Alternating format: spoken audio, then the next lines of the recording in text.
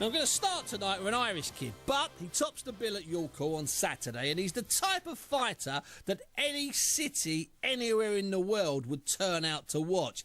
His name is Carl Frampton, sometimes called Brickfists, and sometimes called Carlos the Jackal. He's unbeaten in 11, managed and guided and influenced by Barry McGuigan. He's been in the spotlight for about 2 years, and he has responded well. He defends his Commonwealth Super-Bantamweight title against Scotland's Chris Hughes this Saturday night at dear, glorious, but rather dirty York Hall. It's next to Bethnal Green Tube Station.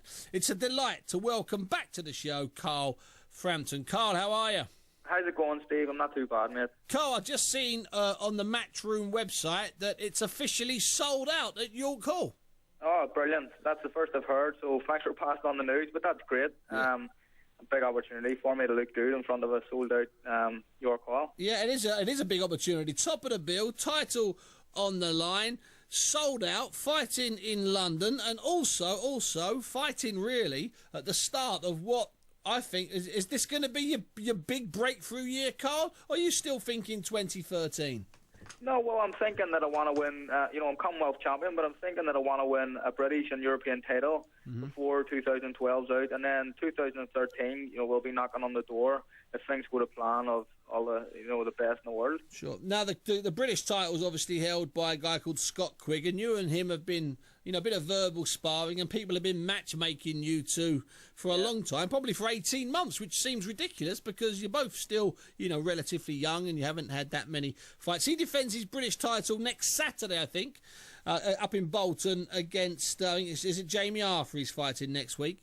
Yeah. Will you go up to that, Carl, and have a look from ringside? Well, I would, but I'm actually, I was kindly asked to be godparent to a young kid called Kieran back home, so I'll not be able to make it, but otherwise I would have. No, that's a proper commitment. That's why we have Sky Plus. You can't use Sky Plus. You can't use Sky Plus for a christening, can you? Of course. Absolutely can't. Carl, how's it been? Because, I came over to Belfast in 2010. You had a good, good win there. It was nearly capacity that night, and there's an awful lot of pressure on you. Part of that pressure is, it's not bad pressure. Part of that pressure is your association with Barry McGuigan, which again is fantastic for you, fantastic for the sport. But you seem to have been handling the pressure, incredibly well. Yeah, well, there definitely is pressure, and you've got people sort of raving about me. You've got Barry saying a lot of good things, and it's all good. I like to think I perform best under a wee bit of pressure. Sure. So I like to keep my feet on the ground as well, Steve. I don't let it get to my head. But I suppose a bit of pressure, it isn't a bad thing. No, listen, I think pressure's a terrific thing. I think that the sooner young fighters learn to deal and cope with that pressure, the better it is. And otherwise, they can find themselves in front of a big crowd. Yeah. And basically, turn to jelly. And it happens to even the hardest fighters, Carl. It really does. Yeah, of course. And it's, obviously topping the bill a couple of times already. I've done it in Belfast, and so early on in my career, boxing away from home as well here, and topping the bill in York Hall. It's given me a great chance to learn and experience, hostile environments and everything else. So it's all good. It is all good. Now down the line, let's think about this. I think Scott Quigg will beat Arthur. I think it will be a hard fight because I think Arthur knows it's maybe his last chance. Let's say a Scott Quigg fight and Carl Frampton. Let's say the board order it. Where would you like that fight to take place, Carl? I first of all, let me say this. I was just watching ringside there, and Joe Gallagher went on a bit there. He went off on a bit of a rant and basically says that I'm always talking about Scott Quigg. First of all, I'm only talking about Scott Quigg because I get asked about him. Absolutely. And if I ever fought him, I know I would beat him. I know for a fact, whether it be in Belfast, whether it be in Bury, whether it be in his own street, I know for a fact I'll beat him. But listen, that's for another day.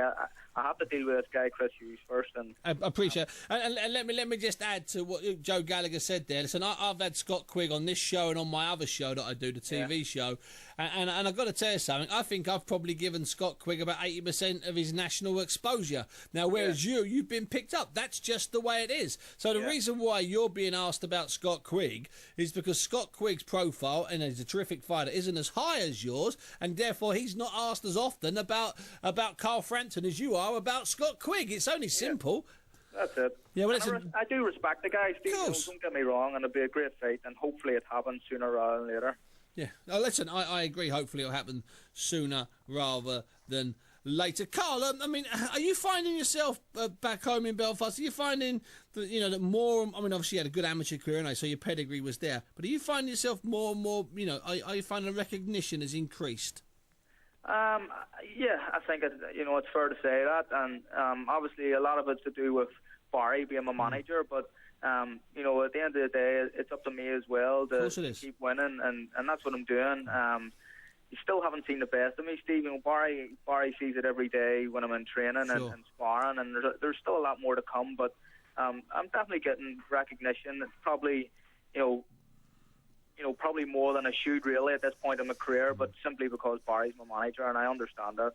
Listen, there's absolutely nothing wrong with that. As you say, I think it's good preparation. Barry had that kind of massive bubble that he was placed in, and he always had to deal with how big a star he was, and it's something he dealt with all the way through. In fact, it's something he still deals with, as you know, as you've ever been anywhere with him in Belfast or London. You can't walk 2 seconds down the road without someone shouting out his name. Definitely, and he's massive, and I done an interview for Boxing News recently, and I said the word, it's overused in this game, boxing especially, the word legend, but he really is a legend back home, and what he done, it's a lot more than boxing. It was like, bridging two communities and everything else. So I think it's fair to call him a legend, but he is a well-known figure in boxing. That's fair to say. Once I was in the King's Hall for it was sold out. I don't know why, because it wasn't a great fight. But Barry was there, and I'm not saying it was the first time he'd been back in the King's Hall, but I think he was asked up into the ring, and instead of just getting in the ring and waving, he shadow boxed. He just threw a couple of half a dozen hooks going backwards like he could, and I'm swearing to you, the roof nearly came off. Later on, Eamon Loughran defended his title, and he got mild applause, and the people were still hyped up later that night back in the bars and pubs, talking about Barry McGuigan doing a little shuffle and throwing 6 hooks. It was unbelievable, Carl. It just proves what a name he is. Unbelievable. Especially in Belfast. Hey, listen, no, he's not a bad cook either. He'll probably be on one of those dancing shows too, and I tell you what, I bet he can't dance though. No, I'm not being funny. I don't know about the dancing, but... No, he can't dance, I'm telling you now. They reckon he can cook, but... No, he can cook. He can't, mate, he can't. He can't? He can make mashed potato and that's it. That's it. But maybe it's nice. You know what, in all fairness, they did look after him a little bit on the cooking show. Oh, I don't want to see... I don't want to see him in the jungle. I don't want to see him on the ice. But if he did go into the dancing, they'd love him. But I'm telling you now, Carl, come close to the mic. He'd be rubbish at dancing. I can just tell, can't you? I think so, man. I think he's a wee bit too tight, and I don't know. No, I don't know. It'd be good. We'll see. It's time to learn. It's time to learn. Get good. Listen, Carl. Good luck on Saturday at your call. It's absolutely sold out. Carl Frampton, thanks for your time tonight. Cheers, Steve. No problem.